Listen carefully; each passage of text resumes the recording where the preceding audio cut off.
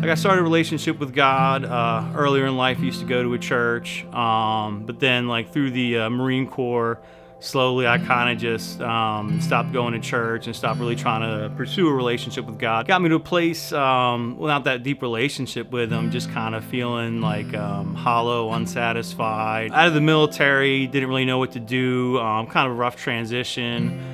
Middle of that, my mother got diagnosed with cancer. But then through that, I rekindled my now wife. We were high school sweethearts, and then when I joined the military, we didn't talk for probably a decade.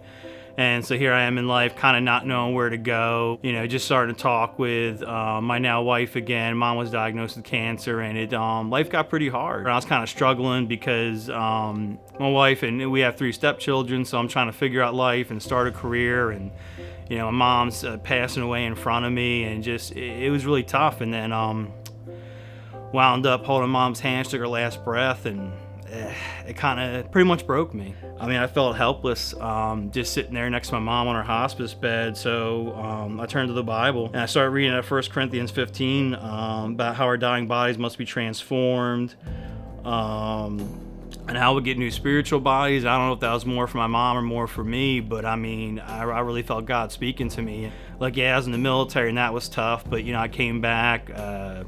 All my body parts attached. I don't have any kind of flashbacks or anything like a lot of people have. And even though my mom, she passed at 59, but through those 2 years, I spent a lot of time with her. I was able to take care of her. Who knows where I would have been. That definitely kind of drove me back to God, because before that, I kind of thought I had life figured out.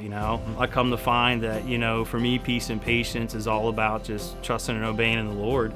You got to have that faith in Him. I guess with peace, one of my things to look up to is Shadrach, Meshach, and Abednego.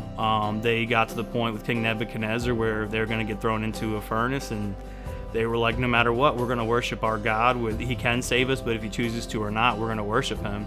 Throughout my life, there were many times, unfortunately, where I would just seek, desires of the flesh, however that was at that time in my life. And at the end of the day, when you try to turn to sin for anything, it seems like there's a temptation there beforehand, before the sin, like it's going to be some kind of fulfillment, but then afterwards there's nothing. But then when you turn to God and to Jesus and just be like, okay, God, like I've tried my way, I'm ready for your way, and just trust in Him. And some of the ways that looks to me is no matter what my finances are, I do a tithe. I do an offering. A lot of times in life, whether it's work or personally, you have the option to be able to do something that would compromise, your integrity or your moral character. But part of trusting in God is, nope, I'm going to do this exactly the way that God would have me do it. It's definitely worth the wait. So just trust in Him, wait on Him, and He's always worth it.